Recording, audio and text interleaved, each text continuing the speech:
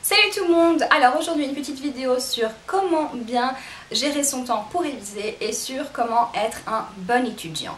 Alors, être un bon élève, c'est quelque chose qui demande un peu de travail, mais pas autant qu'on le pense. J'ai toujours cherché une méthode ou un système qui me permettrait de réviser sans trop y mettre d'efforts et avoir de bonnes notes. Et attention, c'est possible.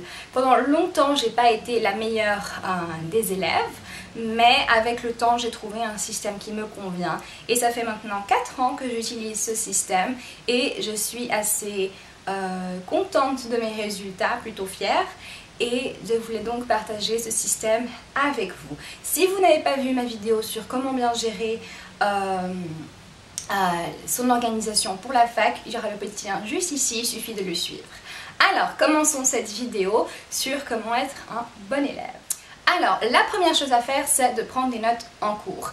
Alors, bien évidemment, la plupart d'entre nous prenons des notes en cours et ce n'est pas quelque chose de très difficile à faire. Donc, prendre des notes en cours, c'est toujours très utile parce que l'on peut écrire ou prendre des notes sur des petites choses en plus que le professeur va nous dire qui n'est pas dans le matériel que nous avons à disposition.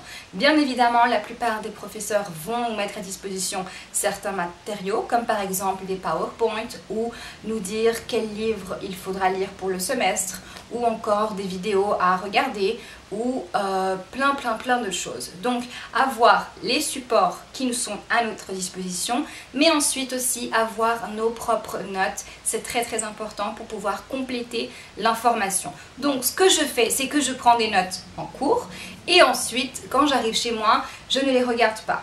Donc je laisse mes notes pendant une semaine et je ne vais pas regarder cette prise de notes. Ce que je fais ensuite, c'est que disons que j'ai la classe X, Y, Z les jeudis. Donc ce que je vais faire, c'est que les mercredis, je vais reprendre les notes de la classe X, Y, Z de la semaine précédente, donc du jeudi précédent, et je vais les réécrire au propre. C'est très important, ça va nous permettre deux choses. Dans un premier temps, ça va nous permettre de compléter nos notes. Donc c'est le moment où nous allons prendre les supports qui sont à notre disposition, reprendre le PowerPoint, reprendre les lectures pour cette classe, reprendre par exemple, ça peut être aussi des recherches que l'on fait nous-mêmes, sur un moteur de recherche, et donc je vais pouvoir compléter mes notes et je vais les mettre au propre. Et dans un deuxième temps, ça va nous permettre de la soirée d'avant, donc le soir précédent la classe suivante, de nous rappeler ce que nous avons fait la dernière fois. Et donc c'est très important parce que du coup le jeudi vous allez aller en classe et vous allez avoir dans votre mémoire ce que vous avez fait la semaine précédente. Et du coup ça va être beaucoup plus simple de suivre la classe qui sera donnée ce jour-là parce que vous avez notion de ce qui a déjà été fait. Et ça nous permet aussi de petit à petit, si toutes les semaines on revoit un petit peu, parfois il suffit pas de beaucoup, parfois il peut prendre seulement 15 minutes, parfois ça peut nous prendre 20 minutes, des fois un peu plus long selon la classe, mais parfois c'est en moyenne, je dirais même 20-15 minutes par classe, juste réécrire nos notes, juste revoir ce qu'il y a à compléter dans nos notes. Et du coup, ça nous permet de façon à ce que toutes les semaines, on puisse réviser sans trop d'efforts pour cette classe. Et ça va être d'une très grande aide pour les périodes d'examen où on va arriver à ce moment-là avec déjà pas mal d'informations retenues du travail qu'on a fait durant ces semaines-là, à toujours revoir les notes, revoir la classe précédente, etc. Donc ça va nous aider énormément et ça va aussi nous aider à ne pas dépenser je ne sais combien d'heures à réviser. Ça va nous permettre de gagner du temps dans nos révisions et ça va être beaucoup plus évident de mémoriser toutes les matières. Alors, comment prendre de bonnes notes? Alors, en cours, c'est très simple. Il suffit de prendre juste les informations qui sont essentielles et qui ne sont pas dans les PowerPoint.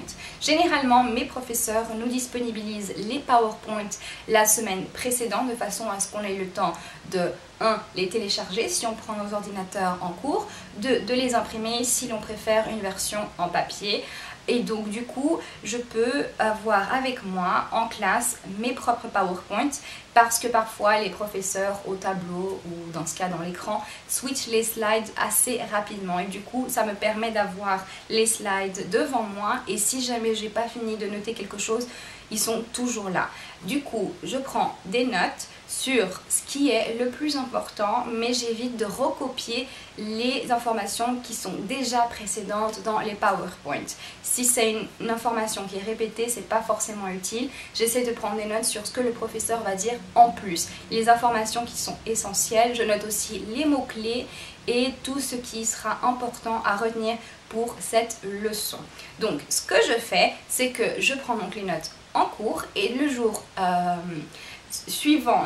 précédent la prochaine classe, comme je vous l'ai dit, si j'ai une classe un jeudi, les mercredis, je vais donc réécrire au propre. Quand je réécris au propre, je vais prendre deux choses. Je vais prendre les PowerPoint ou le matériel qui est nécessaire pour cette classe-là et je vais prendre mes notes. Donc je vais prendre ces deux petites choses. Et ce que je vais faire, c'est que je vais combiner les deux. Je vais réécrire au propre les PowerPoint avec mes propres mots de façon à ce que moi-même je puisse comprendre de façon beaucoup plus simple ce qui est expliqué et je vais prendre mes notes et je vais les mettre ensemble de façon à créer des fiches de révision.